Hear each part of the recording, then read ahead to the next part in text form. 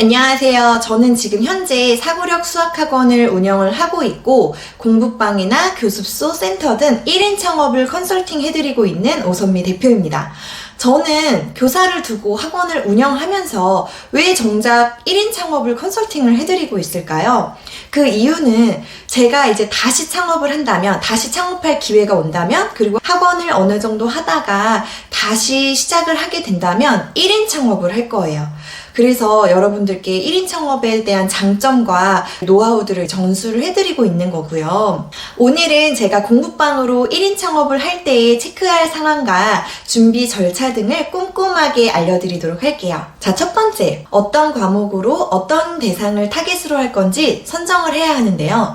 내가 하고자 하는 것이 영어인지 수학인지 사고력 수학인지 등등 다양하게 과목이 있잖아요. 그 과목 중에서 먼저 과목을 선택하고 내가 유초등을 대상으로 할 건지 초등 중심인지 중등 중심인지를 결정을 해야 합니다. 두 번째, 가맹을 맺을 것인지 가맹 없이 할 것인지가 중요한데요.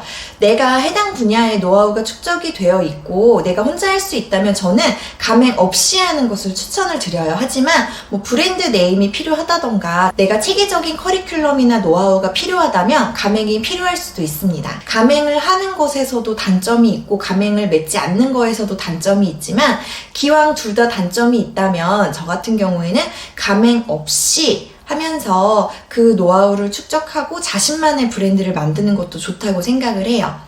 자, 세 번째는 위치 선정인데요. 이제 공부방 같은 경우에는 주로 이제 원장님이 기존에 살고 있는 곳에서 많이 시작을 하시기 때문에 그런 경우에는 따로 위치 선정이나 그런 과정이 필요 없지만 내가 이사까지도 고려를 하고 있다면 상권 분석을 통해서 세대수나 초등학교, 유치원의 위치, 중학교의 위치, 아이들이 많은 동네인지 등 다양한 분석을 해야 하는데요. 기존에 살고 있는 집에서 오픈을 하게 된다면 같은 아파트에 공부방이 몇 개 있는지 그리고 어떤 과목의 공부방이 있는지 등도 같이 조사가 이루어져야 해요. 자, 네 번째는 교재 교구의 구입과 커리큘럼의 완성입니다. 자, 오픈을 하기 전에 사실 공부방은 개인 과외 교습자이기 때문에 행정적인 절차는 굉장히 간단해요. 그렇기 때문에 오픈 전에 우선 자신의 교육에 대한 자신만의 커리큘럼을 완벽하게 만들어 놓고 시작을 해야 돼요. 먼저 오픈을 준비를 하고 그때 커리큘럼을 만드는 것은 늦은 거예요. 이 단계가 제대로 이루어지지 않으면 상단부터 무너지게 돼요. 필요한 교재 교구를 미리 준비를 세팅을 해놓고 커리큘럼도 완성을 해놓은 것이 아주 중요합니다. 다섯 번째는요, 행정적인 등록이에요. 아까도 말했지만 학원이나 교습소는 행정적인 절차가 굉장히 복잡하지만 공부방은 허가제가 아니라 신고제이기 때문에 공부방 개원이 정말 간단해요. 필요한 서류를 가지고 교육청에 가서 개인과외 교습소 신고를 하면 됩니다. 자, 등본이나 신분증, 증명사진, 최종학력 증명서 등 필요한 서류들이 있기 때문에 교육지원청으로 가기 전에 미리 전화로 문의하시고 확인하고 가시면 되세요.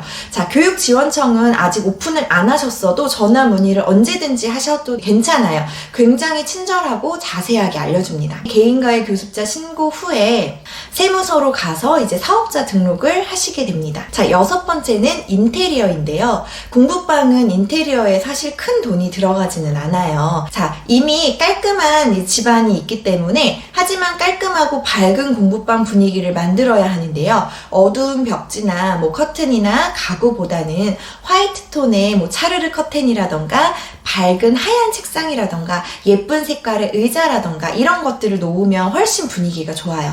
저 같은 경우에는 유초등을 대상으로 하고 있는데 책상도 좀 낮아야 되고 의자도 조금 낮아야 돼서 구입을 하는데 조금 어려움이 있었어요. 그런 노하우들을 다음 영상에서 보여드리도록 할게요. 자, 일곱 번째는 홍보하기예요. 홍보 방법에는 여러 가지가 있는데요. 오프라인 홍보와 온라인 홍보를 병행하면서 이제 모집을 하게 됩니다. 오프라인에서는 아파트 게시판에 붙이는 것이 이제 대표적이고요. 온라인에서는 블로그 개설이 필수예요. 저희 학원도 블로그를 운영 중인데요.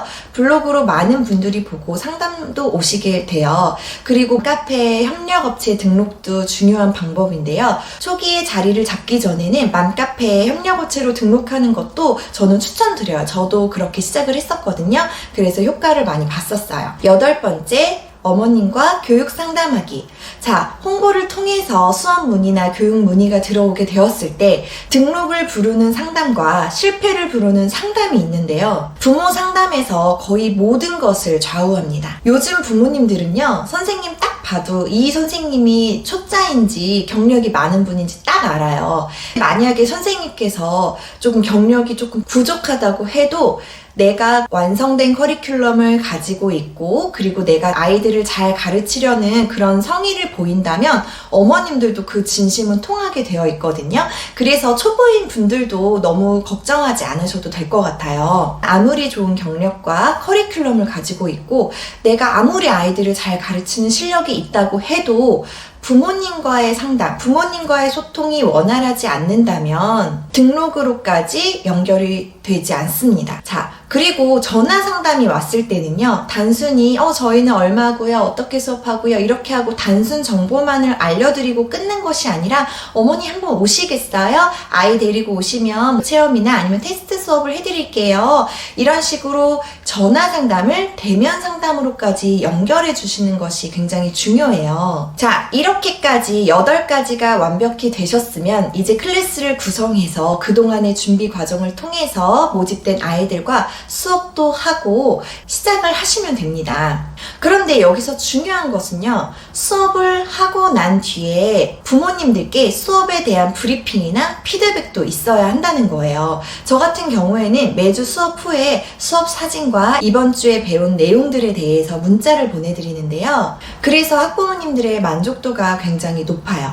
자, 아이가 어떤 부분을 어려워했고 이번 주에는 어떤 것에 대해 배웠는데 아이가 이 부분에서는 이해를 잘했지만 이 부분은 어려워했어요 라고 항상 말씀을 드립니다.